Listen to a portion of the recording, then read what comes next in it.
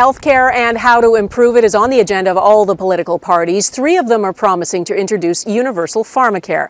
The Liberals would spend $6 billion over 4 years to take steps towards a universal Pharmacare program, but the money would also be used to improve access to family doctors and expand home care and mental health services. The NDP promise a Pharmacare for All plan covering all drugs approved by Health Canada.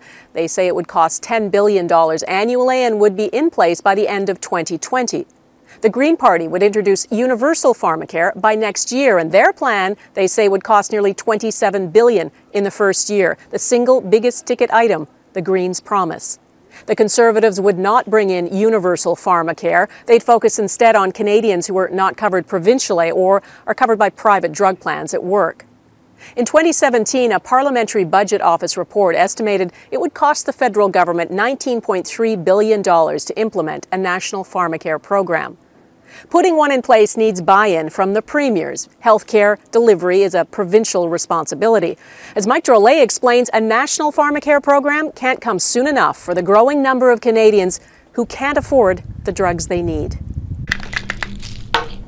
Everyday Canadians of all ages go through the routine. Pills. These are just the needles that goes with the pen. Needles, whatever they've been prescribed to treat what ails them.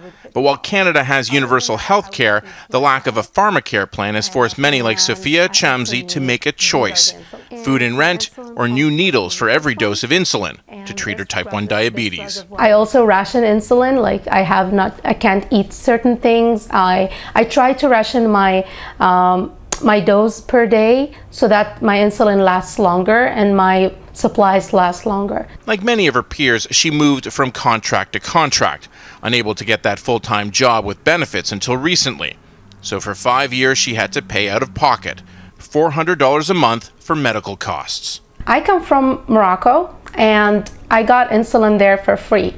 So when I moved to Canada, I was under the impression that it would be also free, given that it was invented here and it's, Canada's gift to the world. But unfortunately, it wasn't. The hospital expenses of any one of us will be borne and paid for by all of us. It certainly wasn't Tommy Douglas's plan when he created Canada's universal healthcare system. Dental and Pharmacare were supposed to be introduced later, except they never were.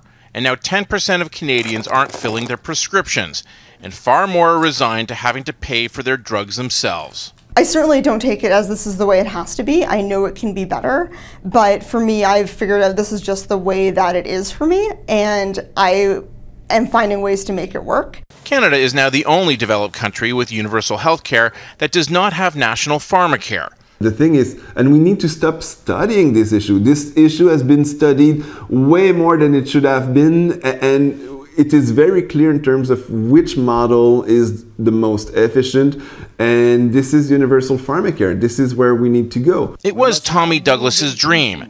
Can any of the parties untangle the mess it's become and make it reality? Mike Drolet, Global News, Toronto.